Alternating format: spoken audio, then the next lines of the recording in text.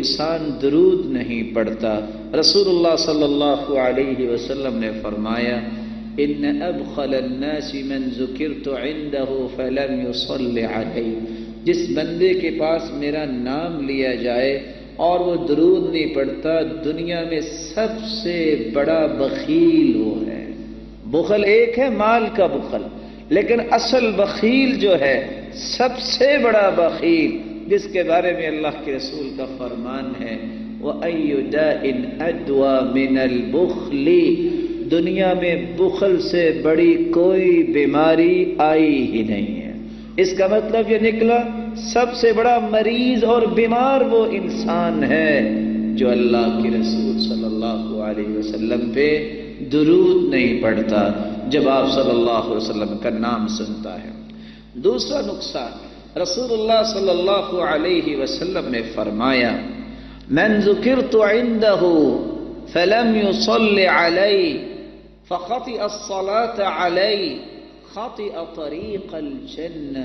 جو شخص میرا نام سننے کے بعد بھی درود نہیں پڑھتا، سمجھ لو وہ جنت کا راستہ بھول گیا ہے، وہ جنت کا راستہ بھول گیا ہے۔ اور تیسرا نقصان یہ ہے، رسول اللہ صلی اللہ علیہ وسلم نے فرمایا من ینس الصلاة علی خطئ ابواب الجنہ، جو درود پڑھنا بھول گیا سمجھ لے وہ جنت کے 8 دروازوں کا راستہ ہی بھول گیا ہے، وہ شخص جنت کے دروازوں کو بھول گیا۔ چوتھا نقصان،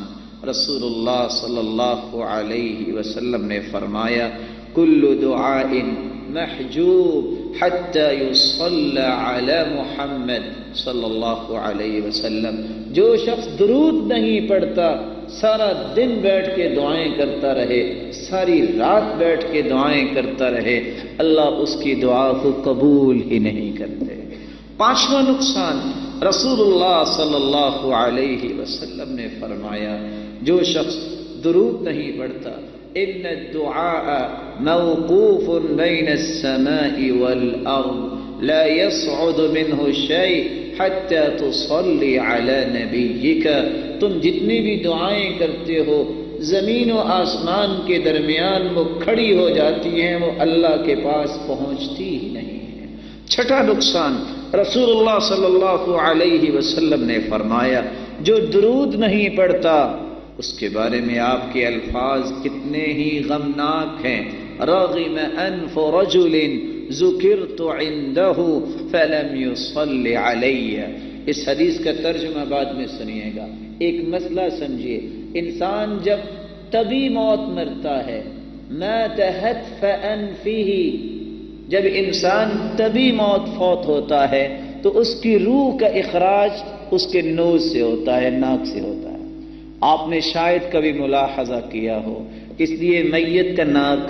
یا تو معمولی سا رائٹ یا لیفٹ کو ٹیڑھا ہوا ہوتا ہے۔ انسان جب طبی موت مرتا ہے تو اس کی روح اس کی ناک سے نکلتی ہے، جیسا کہ علماء نے نقل کیا۔ لیکن اگر کوئی انسیڈنٹ ہو، کوئی ایکسیڈنٹ ہو، کوئی اس طرح زخم ہو یا اس طرح آپریشن ہوا تو پھر اسی زخم سے، اسی جگہ سے اس کی روح کا اخراج ہوتا ہے۔ اور حدیث کیا کہہ رہی ہے کہ ایک بندہ اپنی ناک زمین پہ رگڑے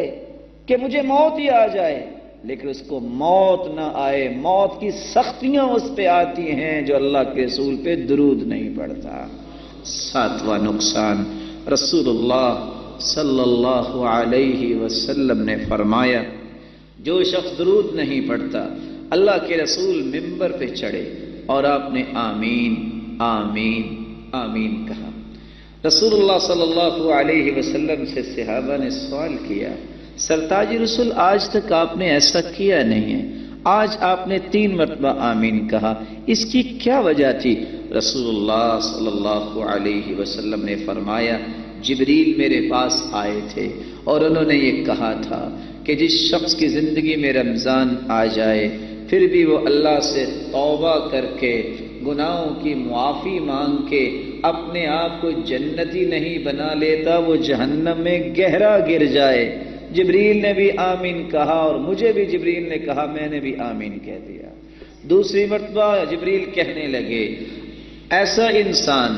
جس کے والدین زندہ ہیں، ایک یا دونوں، اور پھر ان کی خدمت کر کے جنتی نہیں بن جاتا، اللہ کرے وہ بھی جہنم میں گہرا گر جائے۔ تو جبریل نے بھی آمین کہا، مجھے بھی کہا تو میں نے بھی آمین کہہ دیا۔ اور تیسری بات جبریل نے کہی، جس شخص کے پاس آپ کا اسم مبارک آ جائے وہ سنے اور پھر وہ درود نہیں پڑھتا، میں کہتا ہوں اللہ اس کو جہنم میں گہرا پھینک دے۔ جبریل نے بھی آمین کہا،